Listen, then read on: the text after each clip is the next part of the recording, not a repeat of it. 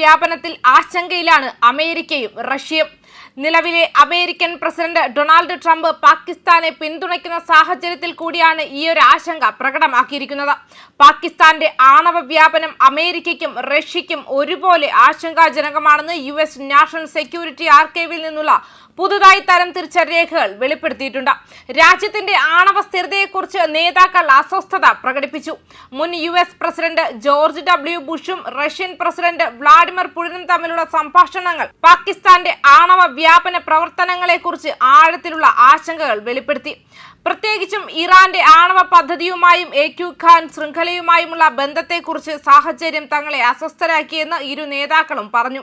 വിവരാവകാശ നിയമപ്രകാരം സമർപ്പിച്ച കേസിനെ തുടർന്ന് നാഷണൽ സെക്യൂരിറ്റി ആർക്കൈവ് ഈ ആഴ്ച പുറത്തിറക്കിയ രേഖകളിൽ 2001 മുതൽ 2008 വരെ ഇരു നേതാക്കളും തമ്മിലുള്ള കൂടിക്കാഴ്ചകളുടെയും ഫോൺ കോളുകളുടെയും രേഖകൾ ഉൾപ്പെടുന്നു.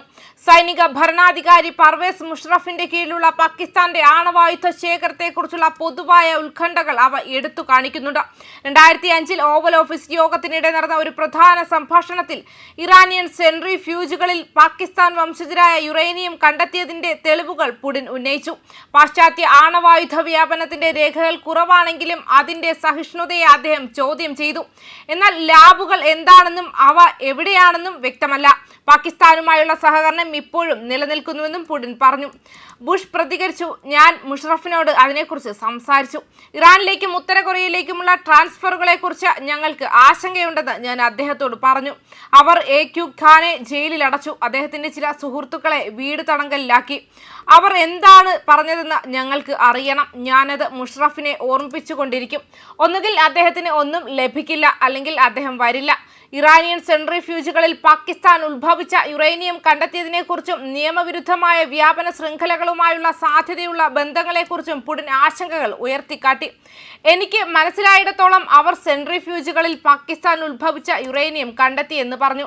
പാകിസ്ഥാൻ അധികൃതരുടെ അപൂർണമായ വെളിപ്പെടുത്തലുകളിൽ നിരാശ പ്രകടിപ്പിച്ചുകൊണ്ട് നിയമവിരുദ്ധമായ കൈമാറ്റങ്ങളിൽ പാകിസ്ഥാന്റെ പങ്ക് ബുഷ് സമ്മതിക്കുകയും ചെയ്തു. അതേ ഇറാനികൾ IAEAയോട് പറയാൻ മറന്ന കാര്യങ്ങൾ അതൊരു ലംഘനമാണെന്നും അദ്ദേഹം പറഞ്ഞു. അത് പാകിസ്ഥാൻ ഉത്ഭവമായിരുന്നു. അത് എന്നെ അസ്വസ്ഥനാക്കുന്നു, പുടിൻ പറഞ്ഞു. ഇത് ഞങ്ങളെയും അസ്വസ്ഥരാക്കുന്നുവെന്നും ബുഷ് മറുപടി നൽകി. അതേസമയം 2001 സ്ലോവേനിയയിൽ നടന്ന അവരുടെ കൂടിക്കാഴ്ചയിൽ പുടിൻ പാകിസ്ഥാനെ തുറന്നടിച്ചു വിശേഷിപ്പിച്ചു. ആ രാജ്യം ആണവായുധങ്ങളുള്ള വെറുമൊരു ഭരണകൂടമാണെന്നും അവർക്ക് ജനാധിപത്യമില്ല എന്നും അദ്ദേഹം ചൂണ്ടിക്കാട്ടി. പാകിസ്ഥാനെ കുറിച്ച് എനിക്ക് ആശങ്കയുണ്ട്. അത് ആണവായുധങ്ങളുള്ള ഒരു ഭരണകൂടമാണ്, അത് ജനാധിപത്യമല്ല. എന്നിട്ടും പാശ്ചാത്യ ലോകം അതിനെ വിമർശിക്കുന്നില്ല. അതിനെക്കുറിച്ച് സംസാരിക്കണം, പുടിൻ പറഞ്ഞു.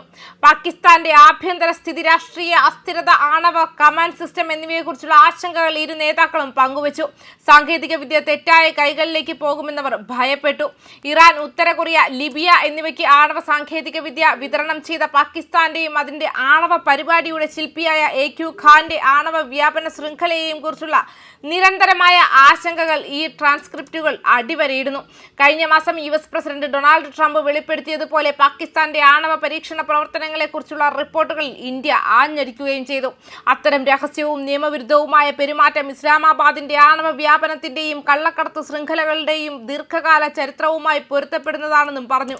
പാകിസ്ഥാൻ രഹസ്യമായ ആണവായുധങ്ങൾ പരീക്ഷിച്ചു വരികയാണെന്ന് ട്രംപിന്റെ സമീപകാല വെളിപ്പെടുത്തലിനെക്കുറിച്ച് അഭിപ്രായപ്പെട്ടുകൊണ്ട് ഈ വിഷയങ്ങളിലെ പാകിസ്ഥാന്റെ റെക്കോർഡ് പരാമർശിച്ചുകൊണ്ട് ഇന്ത്യ ഈ ആശങ്കകൾ അന്താരാഷ്ട്ര സമൂഹത്തെ നിരന്തരം അറിയിച്ചിട്ടുണ്ടെന്ന് വിദേശകാര്യ മന്ത്രാലയത്തിന്റെ ഔദ്യോഗിക വക്താവ് രൺധീർ ജയ്സ്വാൾ പറഞ്ഞു.